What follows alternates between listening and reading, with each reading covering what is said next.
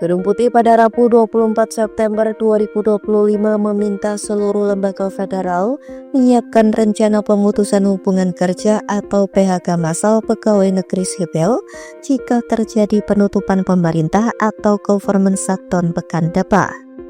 Penutupan pemerintah sendiri adalah situasi saat Kongres AS gagal menyepakati anggaran yang diperlukan untuk operasional pemerintahan. Langkah ini menandai pergeseran tajam dari kebijakan sebelumnya. Penutupan pemerintah biasanya hanya akan berujung pada cuti tanpa bayar sementara bagi PNS. Kabar Manajemen dan Anggaran Gedung Putih atau Office of Management and Budget mengirim memo yang meminta setiap lembaga federal mengidentifikasi program, proyek, dan aktivitas yang akan kehilangan pendanaan diskresioner mulai 1 Oktober apabila Kongres AS gagal meloloskan anggaran hingga menyebabkan government shutdown. Dalam memo itu, OMB juga meminta setiap lembaga segera menyerahkan rencana pengurangan pegawai serta menyiapkan pemberitahuan resmi kepada para pegawai.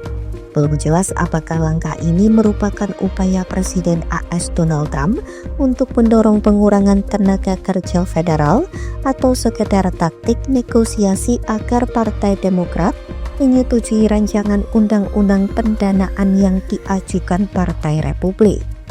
Pemimpin Senat dari Partai Demokrat Chuck Schumer mengecam langkah tersebut. Ia mengatakan langkah ini adalah bentuk intimidasi yang dilakukan oleh pemerintahan Trump. Menurut Schumer, setiap keputusan PHK kemungkinan besar akan dibatalkan pengadilan seperti kasus sebelumnya. Situasi semakin tegang setelah Trump membatalkan pertemuan dengan pemimpin Demokrat di Kongres pada Selasa 23 September yang seharusnya membahas pendanaan pemerintah. Diketahui sejak menjabat Januari lalu, Trump meluncurkan kampanye untuk memangkas jumlah PNS federal yang mencapai 2,4 juta orang.